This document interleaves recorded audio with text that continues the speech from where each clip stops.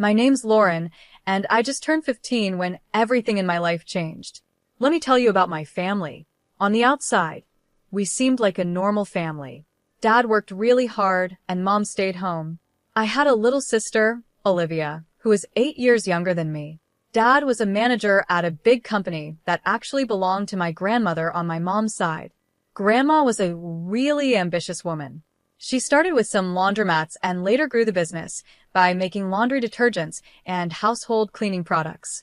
When she decided to retire, she offered the company to Mom, but Mom didn't want it, so Dad took over. That's when things started to get complicated. I remember the day everything fell apart. I was in my room trying to focus on my homework when I heard Mom yelling at Dad downstairs. "You're nothing but a loser, Frank. This is my house, my family's business. You should be thankful I let you run it." Things got worse in the weeks that followed. Mom and Dad barely spoke, and when they did, it always ended in a fight. I tried to keep Olivia busy, but even at 7 years old, she knew something was wrong. Then came the day that changed everything. I came home from school to find Dad standing in the living room with a suitcase by his feet. "Dad," I said, my voice shaking. "What's going on?"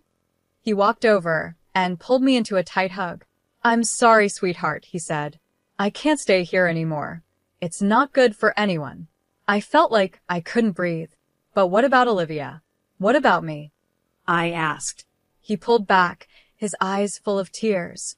"I love you both so much. Never forget that. But sometimes love just isn't enough." He kissed my forehead, then walked over to Olivia, who was watching with wide, confused eyes. He knelt down and hugged her tightly. "Be good for your big sister, okay, pumpkin?" And just like that, he was gone. The door closed behind him, leaving me feeling empty. Mom came home an hour later. When I told her Dad had left, she didn't seem surprised. She just nodded like she had been expecting it. "Good riddance," she muttered. "Mom," I couldn't believe what I was hearing. "How can you say that?" She turned to me with cold eyes. "Your father cheated on me, Lauren. Over and over again." I couldn't take it anymore. That night, everything changed forever. I lay in bed and could hear Mom talking on the phone in her room. She was laughing, sounding happier than she had in months. I wondered who she was talking to, but I was too tired to care. Just when I thought things couldn't get any more complicated after Dad left, Mom hit us with another surprise. One morning, while we were having breakfast, she announced, "I have some news. I'm getting married." I almost choked on my cereal. "What?" "Mom, Dad's only been gone for 3 months." She waved her hand like it was no big deal. "Sometimes true love happens unexpectedly, Lauren. You'll understand when you're older." 2 weeks later, Paul moved in. He was okay, I guess. He was tall and good-looking in a way that made people say, "Oh, he seems nice." But from the start, something about him didn't sit right with me. He made an effort with Olivia, playing games with her and helping with her homework, but with me, it felt like I didn't exist. Meanwhile, things were changing at the company, too. After Dad left, Mom took over, and she brought Paul in to work with her. They seemed to work well together, always talking about business plans. I tried to focus on my own life, school, friends, and the usual teenage stuff, but it was hard to shake the feeling that I was becoming invisible in my own family. Things got worse when Mom and Paul announced they were opening a new branch of the company in another city. One evening, Mom said, "We're moving. It's a great opportunity for the business." Then she added, "Paul and I have been talking, and we think it's best if you stay here." I couldn't believe what I was hearing. "Stay here? Without you?" I asked, shocked. Mom quickly explained, "The new house won't have much space, and you're almost finished with school. It wouldn't make sense to transfer right before your exams." It felt like a punch to the stomach. "So where am I supposed to live? On the street?" I asked, trying not to cry. "Don't be dramatic, Lauren," Mom scolded. "You'll stay with your grandmother. She's already agreed to it." I stormed off to my room and slammed the door. As I lay on my bed, tears of anger and hurt ran down my face. I couldn't stop thinking, when did I become such a burden to my own mother? The next few weeks flew by, filled with packing boxes and goodbyes. Not for me, though. The tears were from Olivia, who didn't want to leave her friends behind. I helped Olivia pack, trying to stay cheerful for her sake. "Will you come visit us, Laura?" she asked, her big brown eyes filled with tears. I hugged her tightly. "Of course I will, Squirt. You can't get rid of me that easily." The day they left, I stood on the porch with Grandma, watching as the moving van pulled away. Mom gave me a quick hug, and Paul gave an awkward nod. Then they were gone, taking Olivia with them. Living with Grandma wasn't as bad as I had imagined. She was pretty cool in her own way, giving me space when I needed it, but always there with a cup of tea and a kind ear when I wanted to talk. Still, it didn't feel like home. My 20th birthday came faster than I expected. That morning, I woke up feeling strange. I should have been excited, but all I felt was empty. Mom called, of course. "Happy birthday, sweetie," she said, sounding overly cheerful. "I'm sorry we can't be there. Work is just crazy right now. We'll celebrate next month when we visit, okay?" I knew we wouldn't. They hadn't visited once since they moved. "Sure, Mom. Sounds great." Grandma must have sensed how I was feeling, because she really went all out. She let me invite a few friends over, ordered my favorite food, and even baked a cake herself. For a few hours, I almost forgot about everything. The next morning, Grandma called me into her office. She had a serious look on her face that made my stomach drop. "Sit down, Lauren," she said, pointing to the chair across from her desk. "We need to talk." My mind raced. Oh no, is she kicking me out? Where would I go? But then she smiled, reached into her desk drawer, and pulled out a small folder. "Happy birthday, sweetheart. Open it." I did, and my heart nearly stopped when I saw what was inside. "Grandma, is this?" She nodded, her eyes sparkling. "The company is yours now, Lauren. I see potential in you. You've got a good head on your shoulders, and I know you'll do right by the business." "But Mom and Paul, they're running it now," I said, still in disbelief. Grandma's face tightened a little. "They're running a branch. The main company, the heart of it all, that's yours now." I sat there, stunned. Me, barely 20, the owner of a multi-million-dollar company. It felt like a dream or maybe a nightmare. I don't know what to say. I finally managed. Grandma reached across the desk and squeezed my hand. "You don't have to say anything. Just promise me you'll give it your all." I nodded, still in shock. "I will. I promise." She leaned back, satisfied. "Good. Now, I have one more piece of advice for you, and I want you to listen carefully."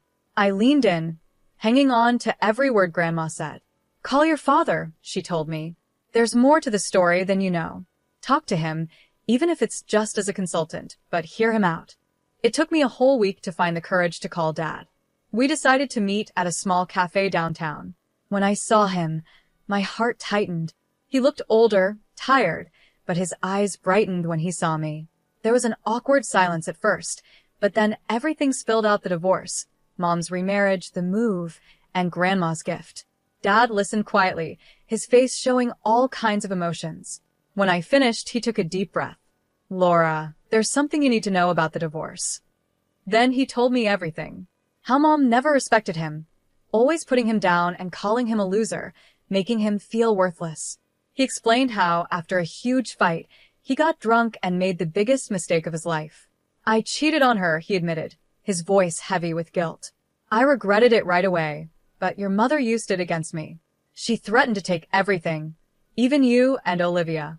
She wanted me to leave, give her all the property, and pay alimony." I sat there shocked. This didn't sound like the Mom I thought I knew. "Why didn't you fight it?" I asked. Dad looked at me with sadness and love in his eyes. "Because of you and Olivia. I didn't want you both to go through a messy, public divorce. I thought this would be easier." As we talked, it felt like a huge weight was lifted off my chest. For the first time in a long time, I felt like I had my dad back. Before we left, I took a deep breath and asked, "Dad, how would you feel about helping me with the company as a consultant?"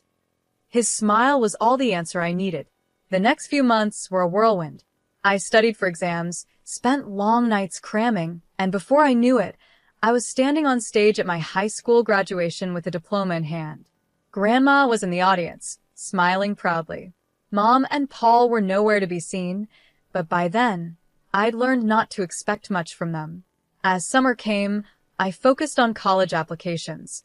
With Grandma's support and Dad cheering me on from afar, I aimed high.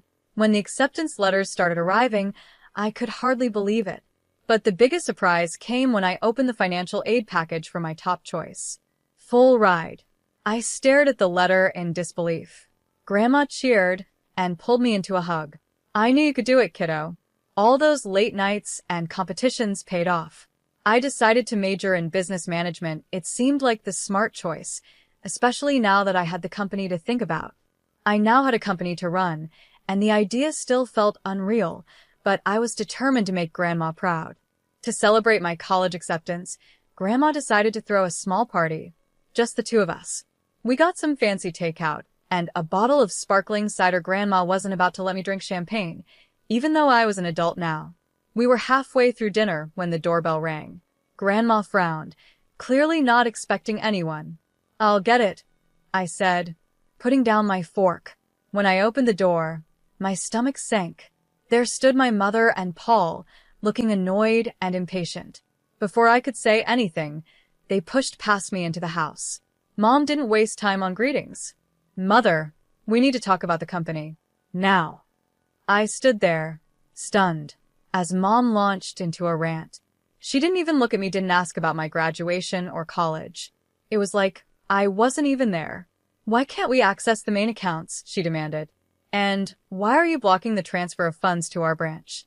Grandma's expression hardened. "Because it's not your decision anymore, Kelly. The company belongs to Lauren now. She's the one who will decide its future and manage its finances."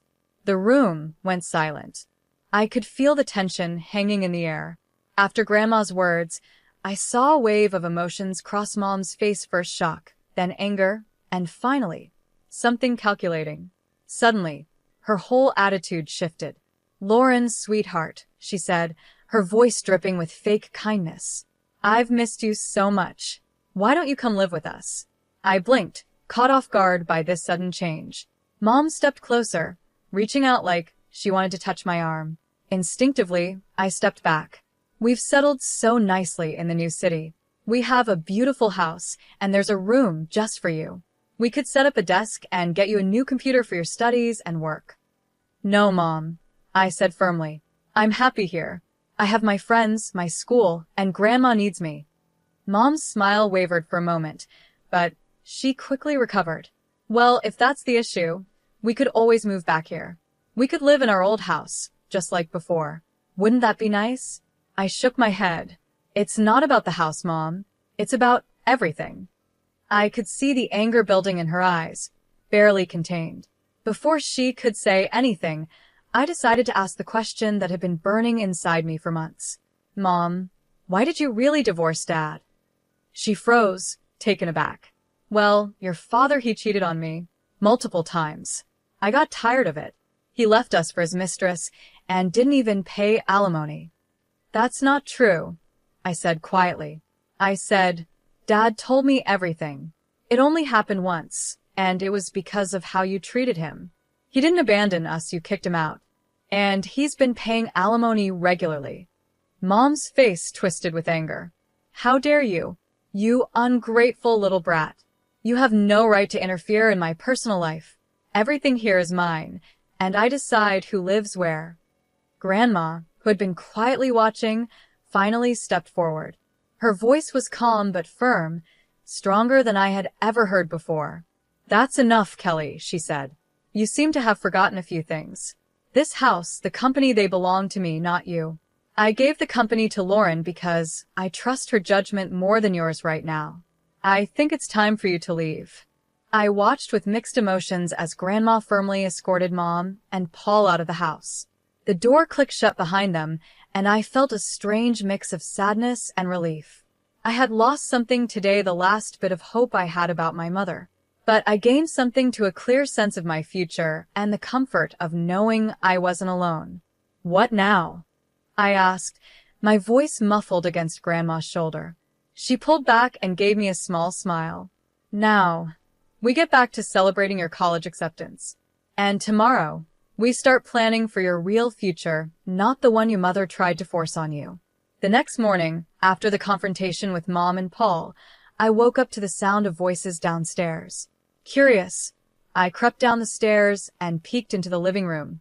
To my surprise, Dad was sitting on the couch, deep in conversation with Grandma. I sat down next to them, and Grandma explained why she had called Dad over. "I've been thinking about Olivia," she said. "Your mother, well, I'm not sure she's in the best position to care for her right now.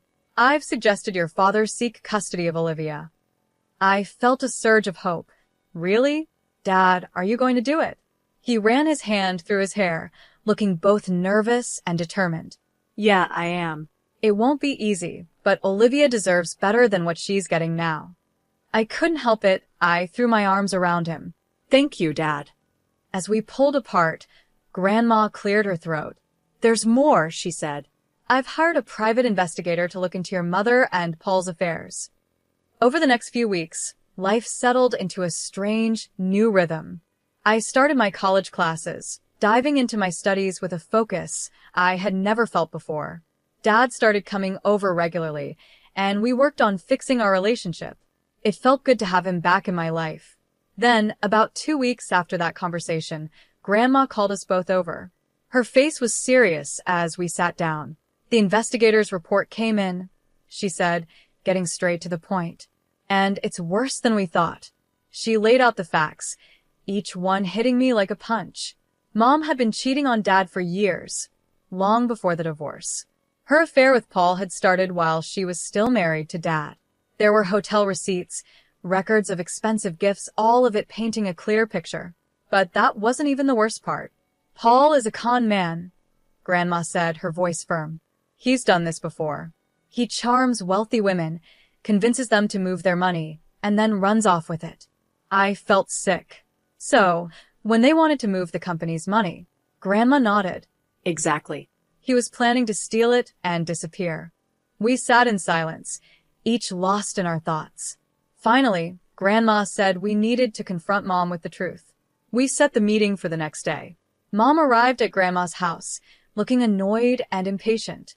Her expression changed when she saw Dad was there too. What followed was one of the hardest conversations I've ever been part of. Grandma laid out all the evidence, the affair, Paul's history of fraud, and his plan to steal from the company. With each piece of information, I watched Mom's face, hoping to see some guilt or understanding. But all I saw was denial. "This is ridiculous," Mom said, sounding defensive. "Paul loves me. He would never do that. You're all just jealous of our happiness." Dad tried to reason with her. "Kelly, please look at the facts. Think about Olivia. Is this the kind of man you want around our daughter?" But Mom wouldn't listen. She stood up, her face red with anger. "I don't have to listen to this. Paul is a good man, and I trust him completely. You're all just trying to ruin my life." With that, she stormed out, slamming the door behind her. As we sat there, I realized something. This wasn't the end.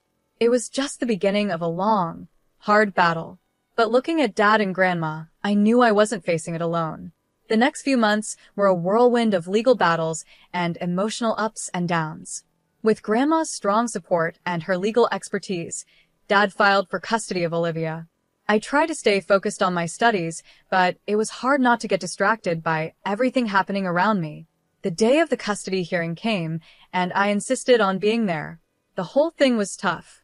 Mom's lawyer tried to make Dad look like he wasn't involved in our lives, but our lawyer was ready. He showed proof of Dad's regular alimony payments, how he had tried to keep in touch with us, and the stable life he had now. Then came the big shock.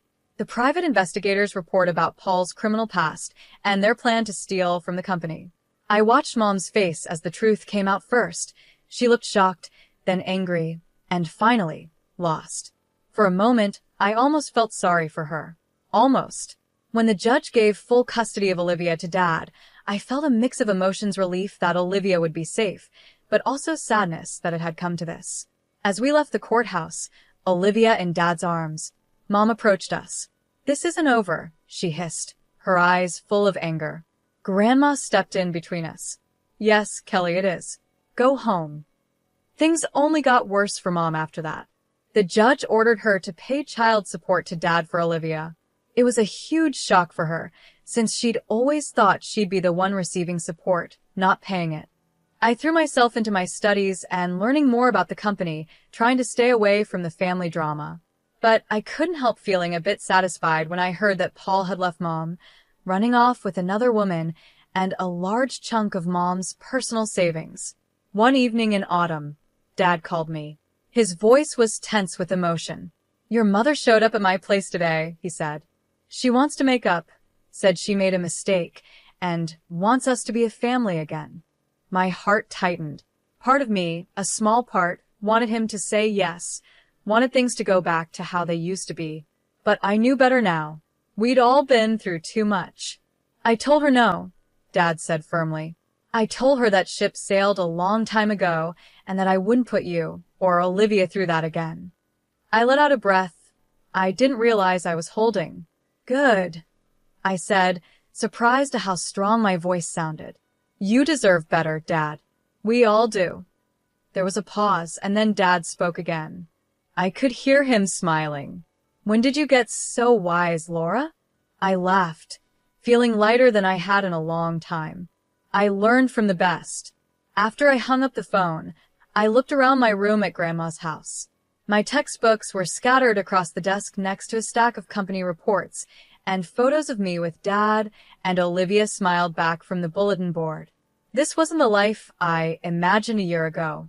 It wasn't perfect, there was still a lot to figure out and plenty of challenges ahead, but it was real. It was mine.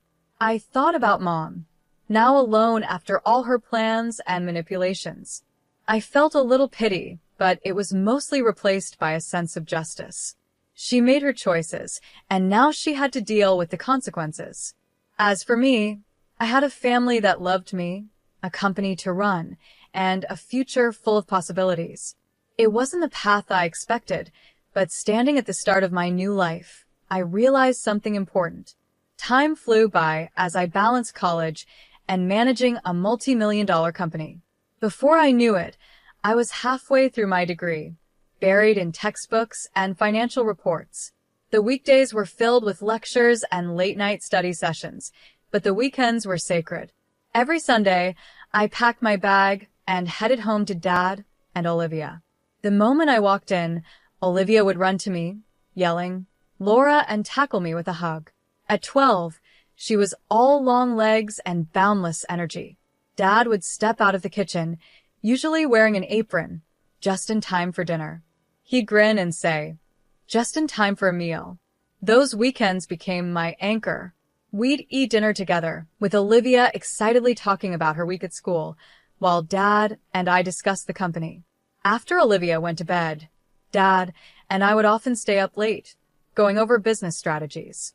Thursdays were always spent at Grandma's, where she cooked up a feast, filling the house with the smell of roast chicken and apple pie.